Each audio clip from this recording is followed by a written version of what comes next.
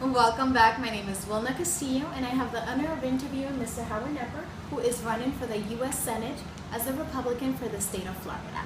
Now, there are no ground rules, and Mr. Knepper has agreed to answer all the questions. Now, before we begin, people have been asking me to ask you, where are you from, and do you come from a family of business? I was born in Philadelphia, Pennsylvania, and my family is from Baltimore, Maryland. I grew up in Baltimore, Maryland as a young man. Then we also have a second home, and I have my own second home in the Maggie Valley, Waynesville, North Carolina, Appalachian Mountains. And I do come from a family of business. My uncle was one of the wealthiest industrialists in Baltimore, Maryland. He passed away not too long ago, and I learned a lot from him in business. And one of the things was the work ethics of working hard and smart and giving it all you have. And he was very, very successful. My father also was a very successful businessman, and he installed in me the same work ethics: to work hard, be honest with who you're dealing with, and things will work out if you just put a lot into it. So I was fortunate enough to come from a long list of people in my family that were very successful in business. I'm lucky to have had that connection. Very nice. Now, I've been asked to ask you also, you continue to question Senator McConnell's intentions of supporting Mr. Rubio's re-election. What are your views on that? Well, I've already in my speech earlier made it pretty clear of how I felt about that, and I don't think that it's good to keep rehashing it. The only thing that I'll say again, and then I'd like to move on from this because it's not something that I want to do, to be continuing to go after a senior senator. But I have a responsibility to the voters of Florida. That's what I have to concentrate on, and that's what I'm going to do. But it's very clear, as I said before, in the one aspect of it, that Senator McConnell, when he went for his first election to become a senator from Kentucky, his opponent had the worst record in the Senate. And he specifically ran a lot of ads. I understand they were called hound dog ads or something like that, to where is he, where was my opponent? He was never on the Senate floor. And then he wants to try to support Marco Rubio, who has the same record of not showing up as Mr. McConnell's opponent. So Mr. McConnell understands very clearly about a senator that doesn't go to work on the Senate floor. And to say that that's the right person for the voters of Florida is ridiculous. And furthermore, it wasn't the right judgment in my opinion. I don't think Marco Rubio has a chance of beating the Democratic nominee, whoever the Democratic nominee is, based on his record. And I do. I don't have that record. So once again, we have the senior Republican leader making a decision, and the decision, in my opinion, wasn't thought out. So I don't want to continue to really go into any more questions on Senator McConnell. I respect him for his service. I'm not a senator, but I have a serious responsibility to the voters of this state to understand my positions, where he stood, because he's involved himself in this election, backing Marco Rubio. So I have to do what I have to do for the voters of Florida, and that's what I'm going to do. Well, thank you so much for answering Sure. those questions. Now we're going to move on to immigration, which is a topic that is not only affecting a lot of people in the state of Florida, but our fellow Americans as well.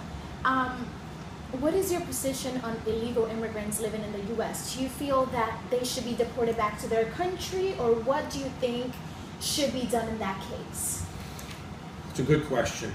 Look, I have lived in Miami for 35 years, and I have been fortunate enough in my banking mortgage business to have dealt with people from all over the world, especially Latin America. Miami is 80% Latin, and it's been really an honor to deal with the Latin community. Now, it's a very touchy issue right now because it's connected to our our border security, and a whole list of other issues surrounding immigration. But I have been very clear my entire life on this issue, this political issue. And unlike Marco Rubio, I'm not going to flip-flop on this issue. My position is that an illegal immigrant that doesn't have a criminal record and that is going to come forward to the U.S. government and they're going to be cleared for any criminal record, and they've shown that outside of coming here illegally, they have tried to do the right thing. They come forward and Congress decides on, for instance, what kind of fine they will pay. Do they have to pay back taxes? They have to do the right thing. As far as the time to get citizenship, they would have to go in the back of the line for that. We're not going to reward them to put them in the front. That's not right either. But I remember when President Clinton allowed Janet Reno to make a decision on a young Cuban boy named Ilian. And I can remember those pictures, like a lot of the people in Congress can remember them, where immigration came with guns and forcefully took Ilian and sent him out of the country. And that's a scene that it sickened me. I think it was the wrong decision. And for anybody to believe that we should take every single immigrant and send them out of the United States, ripping them away from their families, it's just really ludicrous. But they do have to pay a fine. Congress has to look at this issue. It needs more discussion. But no, I'm not going to say to win a vote that all of the immigrants should be sent out of the country and that's the end of it. I'm not going to do it. And I'm going to continue to support the idea of the immigrant being allowed to do the right thing. And as long as it's not a threat to the American people, and their record again is criminally checked, they have to come forward, as I said before. They have to pay whatever fines, back taxes, and whatever else Congress would put in place. And that's my position with illegal immigrants. Now, do you think that might affect you, knowing that most of the people in the Republican Party are against keeping immigrants here? For example, Donald Trump was saying in one of his statements that he wanted to send illegal immigrants back to their country. Do you agree with? Well, I know you stated that they should be given an opportunity. So how do you think you will be able to work side by side, knowing that you have opposite views? Well, first of all, I think that as far as Donald Trump's views, he's changed them himself. First he didn't want to allow any Muslims to come into the United States. I was against that issue, and with some covenants to it, because we have to protect our borders. We have to have. I agree. We don't have a country without borders, and we have to double up and triple up to secure our borders. Mr. Trump has changed some of his views on immigration, but the whole key is this.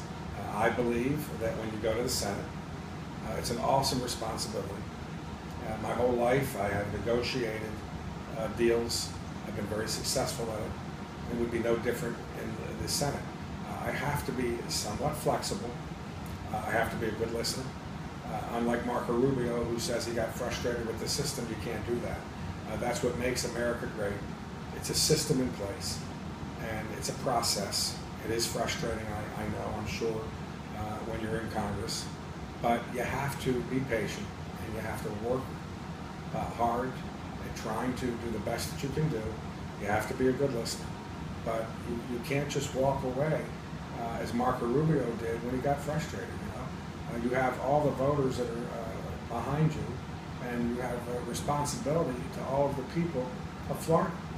So yes, I can go there in my party and work and negotiating and to come to something that everybody can live with, and that's what a good senator does, and I certainly can do that. Okay. Now, what is your position on banning groups, for example, like Muslim, from entering the United States? As you know, right now we have a lot of issues surrounding that particular problem. As I stated before, I believe that you can't take, and I'm on record of saying this for a long time, I don't think you can take an entire race of people or nationality of a whole group of people and say that none of them can come into the United States. We have to have the toughest borders in the world, and we have to make sure that the people of Florida and the people of the United States are safe. But we have Muslims that are here that are decent, hardworking people, and to start stereotyping and profiling, where would it stop? It wouldn't stop with Muslims. We would start profiling all kinds of groups of people. So I am for definitely not letting anybody in this country now, unless they have thoroughly gone through the process to protect the American people and anybody else living in the United States. But a complete ban in profiling a group of people in the world is not something that I believe in doing. And I go back to 1981 when I really got involved as a Republican, and I don't think Ronald Reagan, if you go back to his principles, that he would ever think that that would be something that we would do. But yes, the first priority is to protect the people of Florida and the people, the American people. That doesn't mean you have to just ban an entire group of people from not allowing them to enter the United States. And it's just not something that I see at this point. But again, I have to look at certain issues when I'm sent to Washington. But I don't think I'm ever going to change that issue. As I said in a debate about 2 months ago, I don't think that's the right thing to do. And Donald Trump has changed his mind to a certain extent on that issue. He's backing off of that issue because I don't think he realizes it doesn't make sense to do something like that. Now, when you talk about the borders, what do you think should be implemented? Do you think it needs more, as far as the borders needs to be higher, or do you think there needs to be more personnel? What do you think would allow the United States of America to be safer when it comes to the borders? You know, I've had that question posed to me in the last 2 months over and over and over again, and I will tell you this. First of all, I don't have anything against a wall, but there's a lot more to it than that. And I'm going to be somewhat reserved because I'm not a sitting senator. I don't have intelligent reports that come into a sitting senator. So I'm limited on what I'm going to say because I would look foolish. But I can tell you from common sense that I believe that there's nothing wrong with the wall, but that's going to take a lot of time. I think we need a lot more surveillance, intelligence. I think we have to try to work with Mexico, the government, on the southern border. But we have other borders that are a problem too in Canada. We're focusing on one area only, but there's some problems on the Canadian border, from my understanding, with truckers that can come back and forth without checking them. But as far as the southern border, we have major problems. We have to possibly bring in the military if necessary, even if it's temporary. As I said, more intelligence, a wall, there's nothing wrong with that. We have to have a lot of money poured into Border Patrol, but one of the most important things that we have to do is try to reach out to the Mexican government. If we think that we can deal with this only by ourselves, that's impossible. And I think it would be smart to reach out to the Mexican government and have them help wherever they can. But whatever it takes, and no matter how long it takes, and how much money it takes, we have to secure that border. Because not only are people coming in from that border threatening the American people and people living in the United States, we have a big problem with the war on drugs.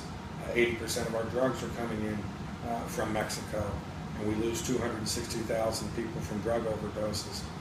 So it's a bigger problem than people even want to even talk about. So we have to just continue to work at this problem and not stop. And it's a serious issue, and I take it seriously. Well, thank you so much for sharing your opinions on the views of immigration. We really appreciate you taking the time. It's my pleasure. Thank you. Thank you so much. Thank you. My pleasure. Looking forward to our other interviews.